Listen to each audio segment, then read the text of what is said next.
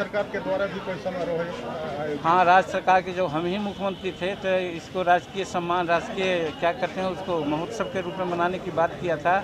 तो वहाँ उस समय से मनाया जा रहा है। आज भी वहाँ सरकार के डीएम हैं चाहे एसपी हैं, ये लोग भी वहाँ जाएंगे और माल्यार्पण करेंगे।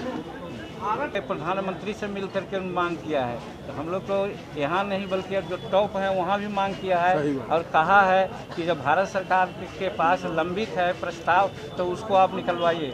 अगर नहीं निकलवाते हैं तो हम लोग नरेंद्र मोदी जी के बारे में क्या सोचेंगे सो समझ लीजिए।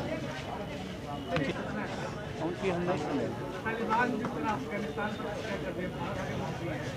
अब देखिए उसके बारे में हम विशेष अभी नहीं कर सकते हैं क्योंकि बहुत आगे पीछे की राजनीति चल रही है और कोई भी देश पर कोई दूसरा लोग आक्रमण करे, आक्रमणकारी को हम लोग तो अच्छा नहीं समझते हैं। और जब वहाँ के राष्ट्रपति यहाँ भारत आए हैं तो उन्होंने एक ही कहा कि हम अगर रहते तो काफ़ी खून खराबी होती, खून खराबी को छेड़ने के लिए, बचाने के लिए हम यहाँ चले आए। तो इतना शांति प्रिय आदमी हैं और उनको लोग कोई डिस्टर्ब किया है तो आगे की बात है। लेकिन इतनी बात हम कहेंगे कि किसी पर आक्रमण करके किसी के भूमि को कब्जा कर लेना ये भारतीय राष्ट्रीय नीति का खिलाफ है।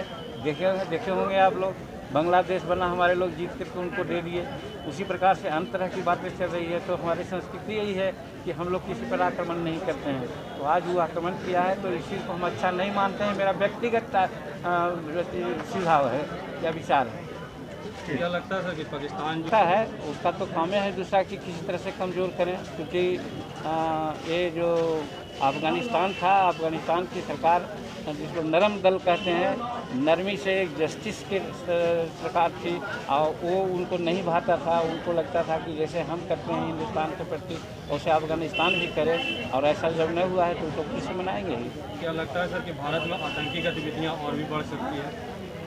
अब ये हम नहीं कर सकते हैं, इस चीज़ का अंदाज़ा नहीं कर सकते हैं। लेकिन यहाँ ऑलरेडी जो है गतिविधियाँ है ही है और इसको कुछ लोग दे रहे हैं हवा। चीन भी इसमें सम्मिलित है। तो पाकिस्तान का तो कोई ऐसा है हश्र नहीं है, उसका कोई शक्ति नहीं है, लेकिन बाहरी शक्ति से वो कुछ ऐसा कर रहा है। और यहाँ पर सारी बातें हो रही है जहाँ तक उग्रवाद का है, आतंकवाद का, लेकिन हिंदुस्तान की सरकार अभी नरेंद्र मोदी जी के हाथ में है और हम समझते हैं किसी को कुछ नहीं बनेगा। यहाँ कितनों आतंकवादी बात करना चाहेंगे, सब लोग समेट में आ जाएंगे, सब अपना सीमा में आ जाएंगे और हिंदुस्तान में शांतिपूर्वक सरकार चलती रहेगी। ठीक है जी।